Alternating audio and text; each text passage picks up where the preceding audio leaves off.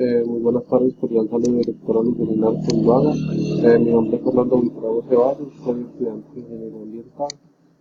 Voy a dar presentación a la unidad 6, al trabajo final COA.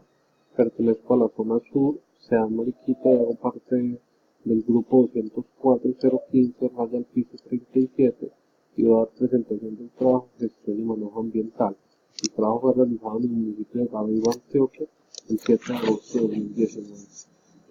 Vamos a darle continuidad a la guía y vamos a hacer la identificación del problema. Entonces, el problema radica en el departamento del Caquetá, en el municipio de Florencia, en el humedal San Luis, que es el que está afectado, es donde radica principalmente el problema.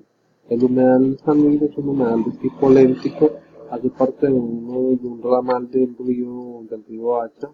Este humedal hasta los años 90 fue un humedal pues que con unas condiciones ambientales óptimas para la sostenibilidad de este sistema natural, pero hacia los años 90, cuando estaba en su punto más alto en el departamento de Caquetá, hubo mucho desplazamiento. Entonces, cuando hubo el desplazamiento, la gente buscó ubicarse pues, en sitios estratégicos donde pudieran tener condiciones de vida, pues las mínimas, como era, digamos, obtener por lo menos agua o algún otro beneficio que le pudiera generar el mismo humedal, el mismo sistema.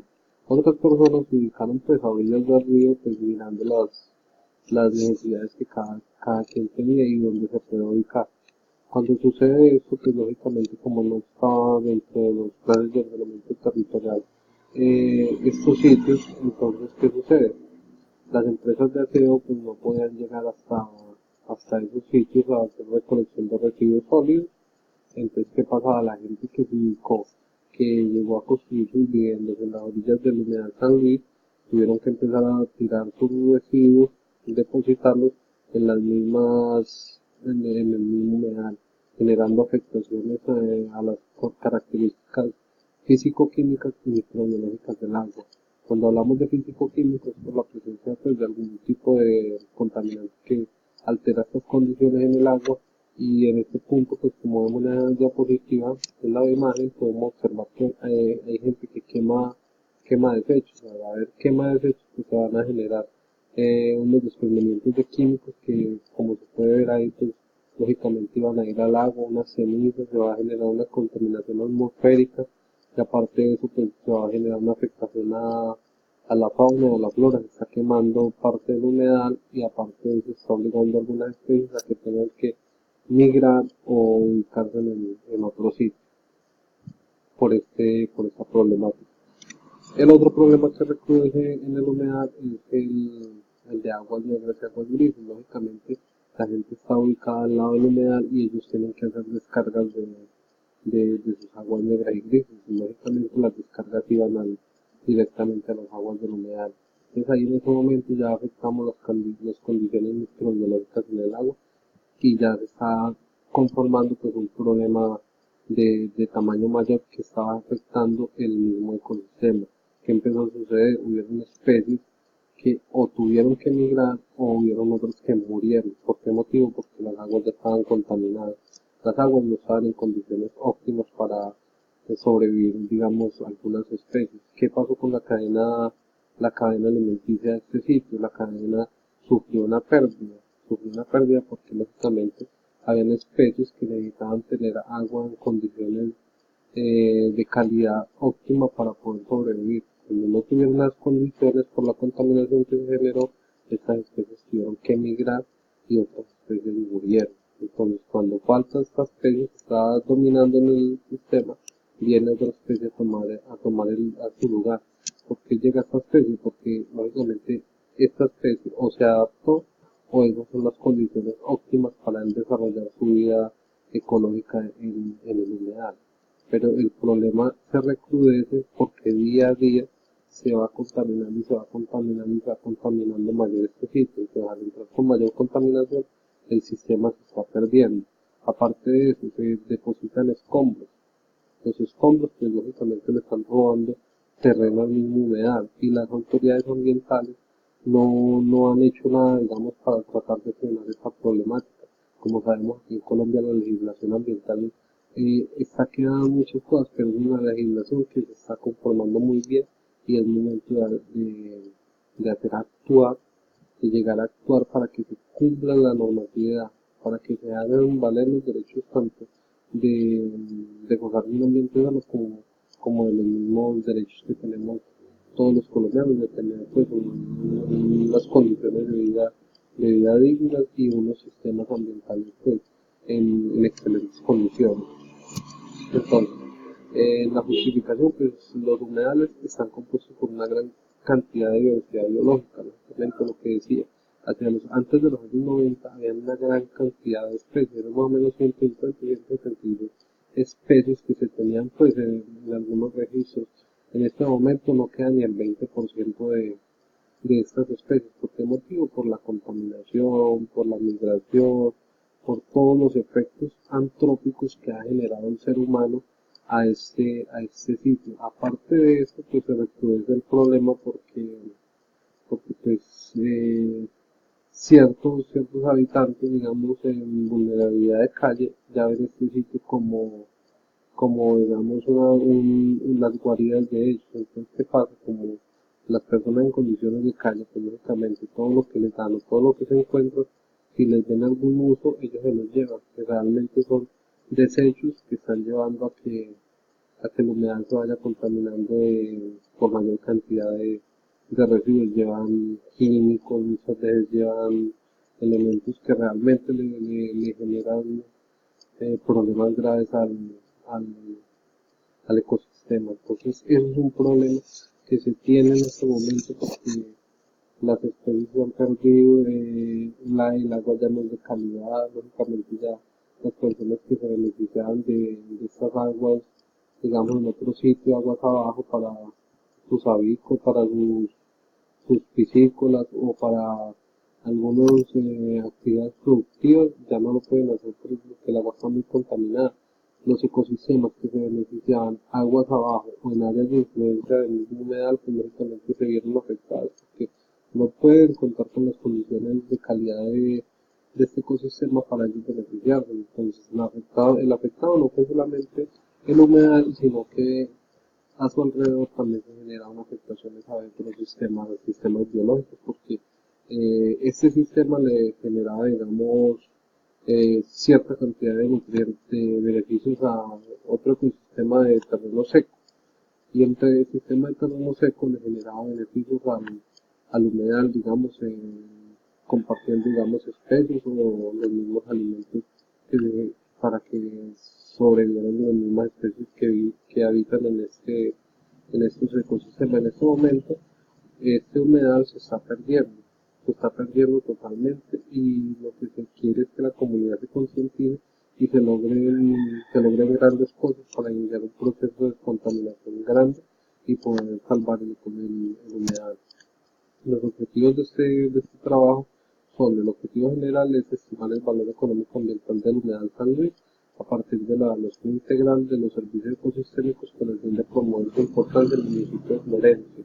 Y los específicos son identificar los servicios ecosistémicos más representativos que prestan actualmente el humedal, determinar las características físico-químicas del agua, comprender la importancia de este tipo de ecosistemas para la sostenibilidad del medio ambiente y la conservación de las especies típicas de este sistema biológico. El cronograma, pues en nuestro cronograma tenemos unas actividades que son basadas sobre cada uno de los objetivos específicos. Entonces, el primer objetivo específico, que es identificar los servicios ecosistémicos más representativos, se hace reconocimiento de las zonas, se hace una recolección de información secundaria, se determina las zonas de riesgo del humedal o las más vulnerables. Esto se realiza en el primer mes.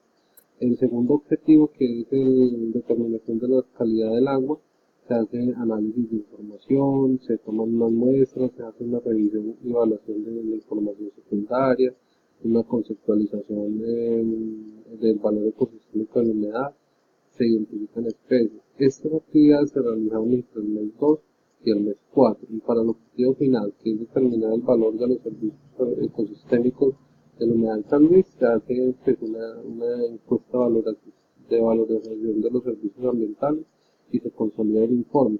Esto se realiza en el mes número 7. La metodología, entonces el método de valoración es que no es el contingente, pues se tiene en cuenta que es una técnica más usada en valoración ambiental y es la única que puede llegar a calcular el valor aproximado de un recurso ambiental que no tiene mercado, no tiene precio y no se sabe qué cantidad se va a transar ni qué cantidad se va a negociar. Esta metodología tiene tres fases, que es la fase uno que es la valoración ecológica, pues que se hace una serie de valoración acerca de conocimientos de qué especies existían antes, qué especies quedan, asimismo reconocer pues, unos indicadores y llevar una trazabilidad para saber cuáles han sido las pérdidas ecológicas que se han tenido. La valoración social pues, se enfoca básicamente en la comunidad, en el área de influencia del proyecto del humedal, que es donde están teniendo el problema y es donde se van y se analizan por medio de encuestas, entrevistas, cuáles son los efectos que están generando al humedal. La valoración económica, pues básicamente se centra en las cantidades, hablando de dinero que se van a perder pues con estas afectaciones del humedal.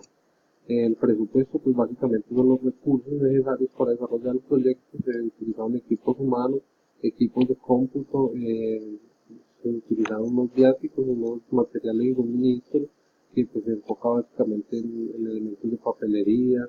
El equipo humano pues tocó contratar ingenieros ambientales, tocó pedir apoyo a la misma policía ambiental. En los equipos de cómputo pues lógicamente utilizaban computadores, video para las diferentes presentaciones y algunas cámaras. Eso tuvo un costo de 15.400.000 pesos.